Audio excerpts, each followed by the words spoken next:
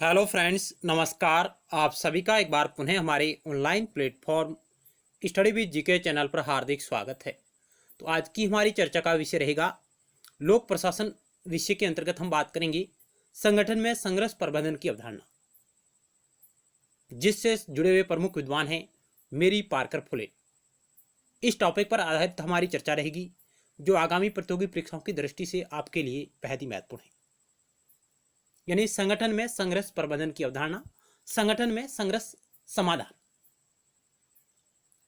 जिससे संबंधित जो प्रमुख विद्वान हैं मेरी पार्कर फुलेट, इनके क्या विचार रहे और इन्होंने किस प्रकार की रणनीति अपनाई, इनका प्रमुख क्या योगदान रहा लोक प्रशासन में, उनके बारे में हमारी चर्चा रहेगी। तो आइए शुरुआत करते हैं बिना किसी देरी की। सबसे पहले हम मेरी पार्कर फुलेट के बारे में सामान्य परिचय करते हैं। मेरी पार्कर फुलेट एक महिला विद्वान जो यूएसए की है, यूनाइटेड स्टेट ऑफ अमेरिका की, जिनकी काल अवधि रही है 1868 से 1933 की अवधि।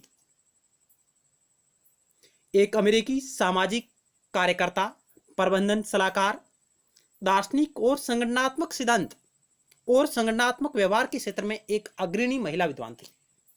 यानी इनका जो प्रमुख कार्य क्षेत्र रहा, सोशल वर्कर, प्रबंधन सलाहकार, संगठनात्मक सिद्धांत में इनका प्रमुख योगदान रहा। और इन्होंने लिलियन गिलब्रेथ के साथ, जो भी एक महिला है, उनके साथ वह शास्त्रीय प्रबंधन सिद्धांत के शुरुआती दिनों में दो महान महिला प्रबंधन विशेषज्ञों में से एक थी। यानी लिलियन गिलब्रेथ के साथ इन्होंने कार्य किया है, जो शुरुआती दिनों में जो शास्त्रीय प्रबंधन सिद्धांत था, उस टाइम इन्होंने अपना थोड़ा बहुत वर्क किया था। और इन्हें आधुनिक प्रबंधन की मां भी कहा गया। तो डायरेक्ट सवाल आ सकता है कि आधुनिक प्रबंधन की मां किसे कहा जाता है? मेरी पार्कर फुलेट को। और इनका जो मुख्य विषय है वो है संगठन में संघर्ष प्रबंधन की अवधारणा, संगठन में संघर्ष समाधान। तो आइए इनके क्या विचार है, उनको टू द पॉइंट जानने की कोशिश करते हैं।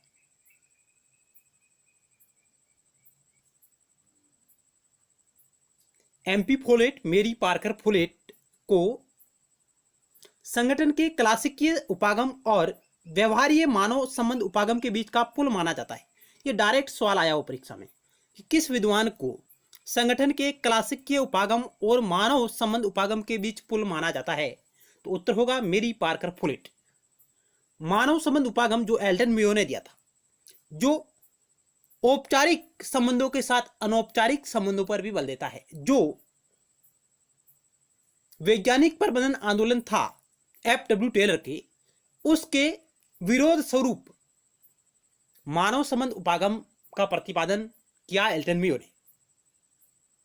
और मेरी पार्कर फुलेट को संगठन के क्लासिकीय उपागम और व्यवहारीय मानव संबंध उपागम के बीच का पुल माना जाता है। तो ये डायरेक्ट सवाल यहां से आया हुआ है, तो आप इस लाइन को ध्यान रखिएगा। आगे चलते हैं। दूसरे समकालीन विचारकों से अलग उन्होंने संगठन को एक सामाजिक व्यवस्था और प्रशासन को एक सामाजिक प्रक्रिया के रूप में देखा। यानी फुलेट है जो समकालीन विचारकों से अलग हटकर संगठन को एक सामाजिक व्यवस्था और प्रशासन को एक सामाजिक प्रक्रिया के रूप में मानती है। उन्होंने संगठन के मानवीय आयाम की शुरुआत की और सांगठनिक व्यवहार पर स्थगित कारकों के प्रभाव पर इन्होंने बल दिया। इसलिए फुलेट को सांगठनिक विश्लेषण के व्यवहार मानव संबंध उपागम का पूर्ववर्ती यानी पूर्वगामी माना जाता है। यानी मानव संबंध उपागम की जो अवधारणा है उसका पूर्ववर्ती विचारक या विद्वान है जो मेरी पार्कर फुलेट को माना जा सकता है, जिन्हें क्लासिकीय उपागम और मानव संबंध उपागम के बीच के एक पुल के रूप में भी इंगित किया जा सकता है। चलते हैं अगले स्लाइड की ओर। डेनियल ए रेन प्रमुख विद्वान हैं जो इनके बारे में कहते हैं कि कालानुक्रम अनुसार वह वैज्ञानिक प्रबंधन के युग से थी और दार्शनिक तौर पर वह सामाजिक मनुष्य युग की थी। यानी कालानुक्रमानुसार वह वैज्ञानिक प्रबंधन के युग से थी और दार्शनिक तौर पर वह सामाजिक मनुष्य के युग से थी। तो यह कथन आ सकता है, इसको भी आप ध्यान रखिए, डेनियल ए रेन का है। आगे हम बात करें कि एक क्लासिकीय चिंतक के रूप में फोलेट है जो संगठन के अपने सिद्धांतों की सार्वभौमिकता में यकीन करती थी और वह एक व्यवहारवादी मानव संबंधवादी के रूप में उन्होंने सांगठनिक व्यवहार के सामाजिक मनोवैज्ञानिक पहलुओं पर जोर दिया। यानी संगठन में जो सामाजिक और मनोवैज्ञानिक जितने भी पहलू है उनके ऊपर उनका प्रमुख रूप से बल रहा और उन्होंने संगठन में जो संघर्ष प्रबंधन है उसे किस प्रकार उसकी गतिविधियों को संचालित किया जाए और संगठन में जो संघर्ष होता है उसे किस प्रकार उसका समाधान निकाला जाए, इसके ऊपर उन्होंने बखूबी अपने विचार प्रस्तुत किए हैं।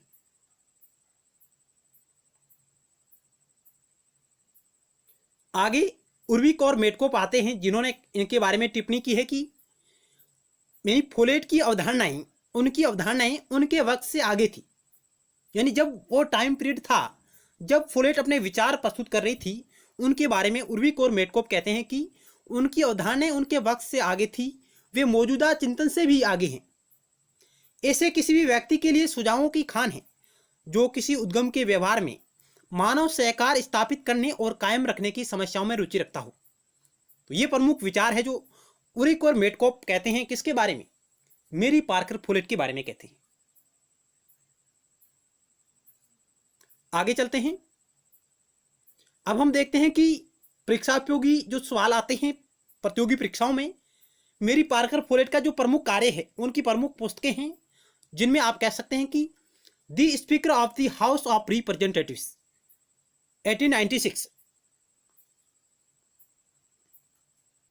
दूसरी इनकी प्रमुख कार्य रहा पुस्तक है द न्यू स्टेट 1920 में प्रकाशित हुई और तीसरी सबसे प्रसिद्ध जो पुस्तक है क्रिएटिव एक्सपीरियंस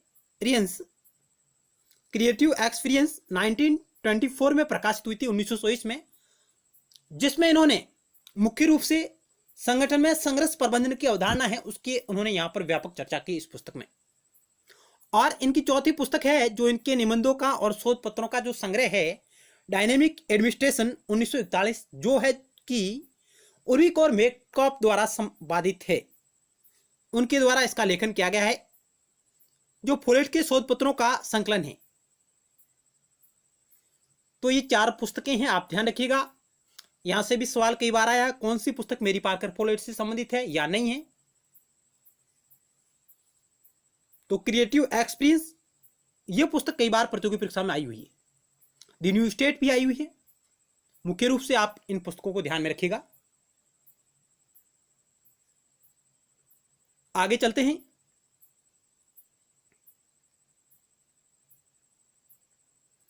अब फोलेट के जो विचार है विरोध व एकीकरण की अवधारणा, विरोध व एकीकरण के बारे में फोलेट के क्या विचार रही? वो कहते हैं कि व्यक्तिगत मतभेदों के कारण संगठन में विरोध अवश्य भावी है। यानी व्यक्तिगत मतभेद के कारण संगठन में विरोध अवश्य होते हैं, विरोध युद्ध नहीं है। यानी फोलेट के अनुसार क्या विरोध युद्ध है? नहीं, बल्कि वह संगठन में लोगों की विभिन्न श्रेणियों के बीच मतों और हितों में अंतर का प्रकट होना है। वो कहते हैं कि विरोध युद्ध नहीं है बल्कि संगठन में लोगों के विभिन्न श्रेणियों के बीच मतों और हितों में अंतर का प्रकट होना है, विचारों में मतभेद का होना है, न कि वो युद्ध है। इसलिए विरोध को बेकार और नुकसानदायक नहीं बल्कि एक सामान्य प्रक्रिया समझा जाना चाहिए, उसे रचनात्मक ढंग से हल किया जाना चाहिए। क्रिएटिव एक्सपीरियंस बुक थी उनकी, उनमें उन्होंने ये विचार व्यक्त किए हैं जो 1924 में प्रकाशित हुई, जिसमें वो कहते हैं कि विरोध है जो युद्ध नहीं हो सकते, विरोध को आप नकार नहीं सकते, नहीं वो बेकार होते हैं और वे बहुत महत्वपूर्ण हैं, नहीं वो नुकसानदायक होते हैं। उन्हें एक सामान्य प्रक्रिया समझा जाना चाहिए और उसे रचनात्मक ढंग से हल किया जाना चाहिए। अतः फोलेट ने रचनात्मक विरोध की अवधारणा का प्रतिपादन किया। यह सांगठनिक लक्ष्यों की पूर्ति के लिए विरोधों के समाधान के प्रति एक सकारात्मक कदम है। तो रचनात्मक विरोध की अवधारणा भी फोलेट से जुड़ी हुई है। तो यहां डायरेक्ट सवाल आ सकता है कि रचनात्मक विरोध की बात किस विद्वान ने की है? तो मेरी पार्कर फोलेट ने की है। आगे चलते हैं।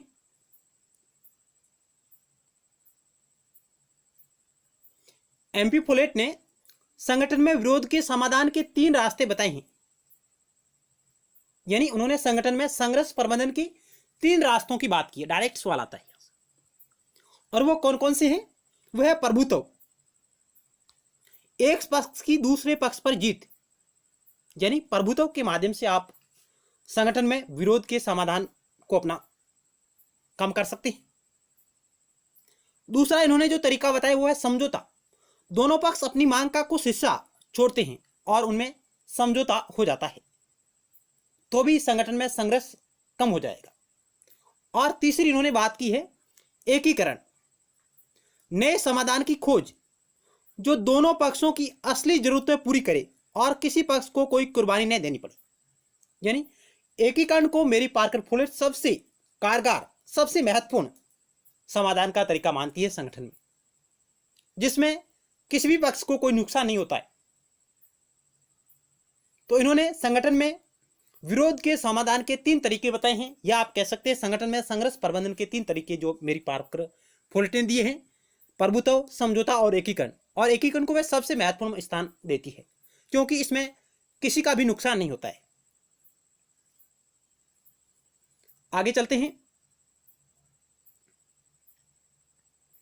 फोलेट तीनों में एकीकरण को सबसे बेहतर रास्ता मानती हैं क्योंकि इसके निम्न लाभ हैं। यानी संगठन में संघर्ष समाधान के जो 3 तरीके बताए उनमें उन्होंने एकीकरण पर बल दिया। क्यों दिया?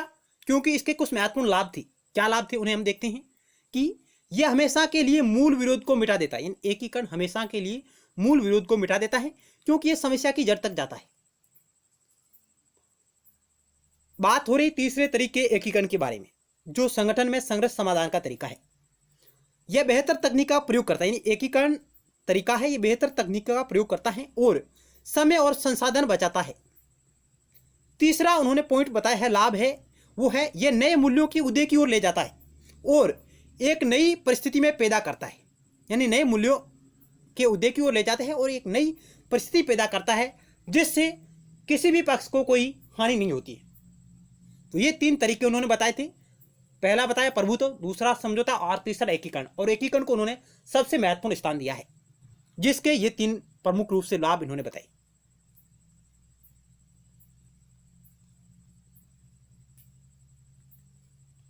आगे मेरी पार्कर फोलेट की विचारधारा। एक सामाजिक मनोवैज्ञानिक के रूप में श्रीमती फोलेट ने सामाजिक और प्रशासनिक संगठन में चलने वाले संघर्ष और परिणाम स्वरूप होने वाले विघटन के न सिर्फ कारणों का पता लगाया अपितु उनके समाधान भी प्रस्तुत की। यानी संगठन में जो संघर्ष है उसका कारण क्या रहे और उनका समाधान किस प्रकार किया जा सकता है, इन दोनों पर उन्होंने महत्वपूर्ण कार्य किया। फोलेट ने सामाजिक संघर्ष को दूर करने के 3 विकल्प बताए, या आप कह सकते हैं यहां से किसी भी प्रकार का सवाल घुमा फिरा के आ सकता है कि सामाजिक संगठन में सामाजिक संघर्ष को दूर करने के 3 विकल्प कौन कौन से हैं, या संगठन में संघर्ष प्रबंधन को कम करने के 3 तरीके कौन से बताए मेरी पार्कर फोलेट ने, या संगठन में विरोध को किस प्रकार समाप्त किया जा सकते हैं, इसके क्या विकल्प हो सकते हैं मेरी पार्कर फोलेट के अनुसार। तो आप कहेंगे 3 हैं, प्रभुत्व, परस्पर समझौता और एकीकरण।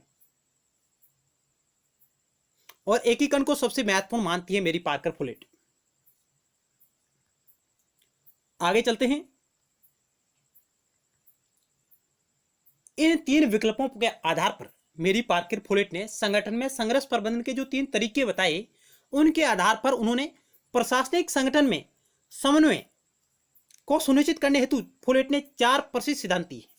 यानी उन 3 तरीकों पर आधारित समन्वय को बढ़ावा देने के लिए, संगठन में समन्वय को बढ़ावा देने के लिए उन्होंने किस प्रकार संगठन में तालमेल बिठाया जाए उसके लिए उन्होंने 4 सिद्धांत दिए हैं। और वे सिद्धांत है परिस्थिति का शासन, प्रत्यक्ष संपर्क द्वारा समन्वय, तीसरा इन्होंने बताया शुरुआती चरण अर्थात नियोजन से ही अधीनस्थों को सहभागी बनाना। यानी संगठन में शुरुआती चरण शुरुआत से या नियोजन से, प्लानिंग से ही अधीनस्थों को सहभागी बनाना और समन्वय एक निरंतर प्रक्रिया हो, यानी जारी रहनी चाहिए ताकि संगठन में किसी भी प्रकार के विरोध उत्पन्न भी न हो। तो आप कह सकते हैं कि संगठन में विरोधों को कम करने के लिए समन्वय के 4 सिद्धांत इन्होंने प्रतिपादित किए हैं। परिस्थिति का शासन, प्रत्यक्ष संपर्क द्वारा समन्वय, शुरुआती चरण यानी नियोजन से ही अधीनस्थों को सहभागी बनाना, और समन्वय एक निरंतर प्रक्रिया है। ये 4 समन्वय के इन्होंने सिद्धांत दिए ताकि संगठन में संघर्ष प्रबंधन को और अच्छी तरीके से कम किया जा सके और जो भी कार्मिक है उनके मध्य तालमेल आसानी से हो।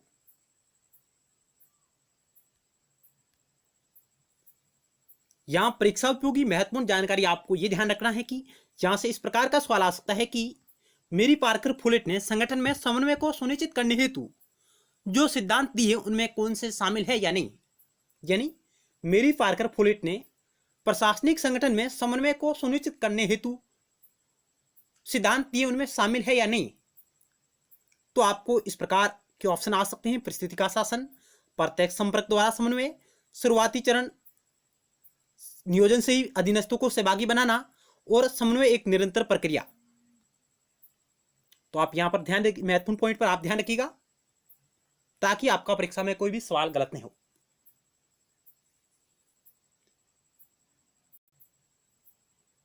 आगे हम समन्वय के जो 4 सिद्धांत हैं उनको एक एक करके देखते हैं। परिस्थिति का शासन फुलेट के अनुसार समन्वय वस्तुतः सभी घटकों में परिस्थितिजन्य संबंध की स्थापना है। उनके अनुसार आदेश मात्र विधि पर ही नहीं परिस्थिति पर भी आधारित होने चाहिए। यानी फुलेट कहते हैं कि जो आदेश आते हैं संगठन में वह केवल कानून पर नहीं होने चाहिए बल्कि परिस्थिति पर आधारित होने चाहिए। और इसका आशय है कि आदेश देने के पहले अधीनस्थों को विश्वास में लिया जाए। यानी आप जो भी आदेश नीचे दे रहे हैं उससे पहले आप अधीनस्थों से संपर्क करें। वे स्थिति से आदेश का नियम प्रतिपादित करती हैं जिसके अनुसार अधीनस्थ ऊपर से आदेश के बजाय परिस्थिति से आदेश लेना सेकर समझते हैं। फुलेट कहती हैं कि संगठन में जो ऊपर से आदेश आते हैं वो निचले पायदान पर कारगर साबित नहीं होते। इसलिए संगठन में जो ऊपर आदेश देने वाला जो कार्मिक है वो अपने निचले कार्मिक से समन्वय स्थापित करे, उनसे संपर्क करके बाद में आदेश दे ताकि वह उनके ऊपर अपना प्रभाव डाल सके। यानी फुलेट के अनुसार अधीनस्थ ऊपर से आदेश के बजाय परिस्थिति से आदेश लेना आसान समझते हैं, शेषकर समझते हैं, तब उनमें किसी प्रकार का द्वंद्व या संघर्ष पैदा नहीं होगा। ये बात फुलेट कहती हैं परिस्थिति का शासन। आगे चलते हैं। फुलेट के द्वारा समन्वय के सिद्धांत में जो दूसरा सिद्धांत है वो है प्रत्यक्ष संपर्क द्वारा समन्वय।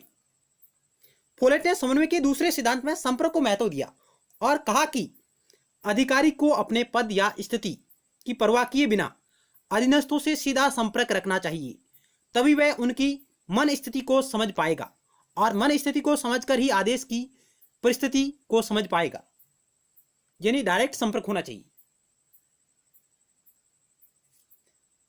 अगला जो इनका तीसरा सिद्धांत है शुरुआती चरण से ही समन्वय, यानी नियोजन से ही अधीनस्थों को सहभागी बनाना। फुलेट के अनुसार नीति निर्माण और नियोजन के चरण से ही सांगठनिक गतिविधियों में कार्मिकों को सहभागी बनाना चाहिए शुरुआती चरण से, ताकि संगठन में संघर्ष की बात भी नहीं आए। इससे वे संगठन की सफलता विफलता सभी में समान भागीदारी महसूस करते हैं, जो उनकी प्रतिबद्धता को बढ़ाता है और समन्वय आसान हो जाता है। आगे चौथे सिद्धांत में फुलेट क्या कहती हैं कि समन्वय एक निरंतर प्रक्रिया है। फुलेट कहते हैं कि नियोजन कार्यान्वयन और नियोजन का चक्कर चलना चाहिए। यानी नियोजन कार्यान्वयन और नियोजन का चक्कर चलना चाहिए ताकि पिछली कमियों या खामियों को भावी नीतियों में दूर किया जा सके। इस प्रकार फुलेट ने समन्वय को प्रबंध का केंद्र बताया। फुलेट ने समन्वय को प्रबंध का केंद्र बताया है और कहा कि समन्वय का अर्थ विभिन्न भागों में व्यवस्थित समरसता है। इस समन्वय के लिए प्रबंध में नेतृत्व की क्षमता होना अनिवार्य है। यानी लीडरशिप की अवधारणा भी आपके पास होनी चाहिए, यानी नेतृत्व की क्षमता भी आप में होनी चाहिए। यानी समन्वय के लिए प्रबंध में नेतृत्व की क्षमता का होना अनिवार्य बताया मेरी पार्कर फुलेट ने। तो आगे कुछ और महत्वपूर्ण फैक्ट है उनके बारे में आपकी नजर होनी चाहिए। यहां से अच्छा सवाल बनता है, कई बार परीक्षाओं में आया हुआ है। फुलेट ने 3 प्रकार के नेतृत्व में भेद किया है। यानी फोलेट ने कितने प्रकार के नेतृत्व में भेद किया, तो आप कह सकते हैं 3 प्रकार की नेतृत्व में भेद किया है, जिनमें उन्होंने बताया, पहला बताया पद का नेतृत्व, नेता के पास औपचारिक प्राधिकार का पद है। व्यक्तित्व का नेतृत्व, नेता के पास शक्तिशाली या व्यक्तिगत गुण होते हैं। और तीसरा इन्होंने बताया कार्य का नेतृत्व, नेता के पास पद और व्यक्ति दोनों का नेतृत्व होता है, व्यक्तित्व दोनों का। यानी फोलेट ने 3 प्रकार के नेतृत्वों की बात की है, जिनमें पहला है पद का नेतृत्व, नेता के पास केवल औपचारिक प्राधिकार हो। यदि व्यक्तित्व का नेतृत्व, नेता के पास शक्तिशाली और व्यक्तिगत गुण हो जिनके कारण उसकी प्रसिद्धि हो। और तीसरा उन्होंने बताया कार्य का नेतृत्व, जिसमें पद और व्यक्तित्व दोनों प्रकार के गुण उसमें शामिल हो। और मेरी पार्कर फोलेट है जो कार्य के नेतृत्व को सर्वाधिक महत्वपूर्ण मानती है, क्योंकि जिसमें पद का नेतृत्व और व्यक्तित्व के नेतृत्व भी उसमें शामिल है। तो आपको यह पॉइंट ध्यान रखिएगा कि फोलेट ने 3 प्रकार के नेतृत्व में भेद किया है। उन्होंने 3 प्रकार का नेतृत्व बताया है, पद का नेतृत्व, व्यक्तित्व का नेतृत्व और कार्य का नेतृत्व। और कार्य के नेतृत्व को सबसे महत्वपूर्ण स्थान मानती हैं, क्योंकि उसमें पद का नेतृत्व और व्यक्ति का नेतृत्व दोनों ही शामिल होते हैं।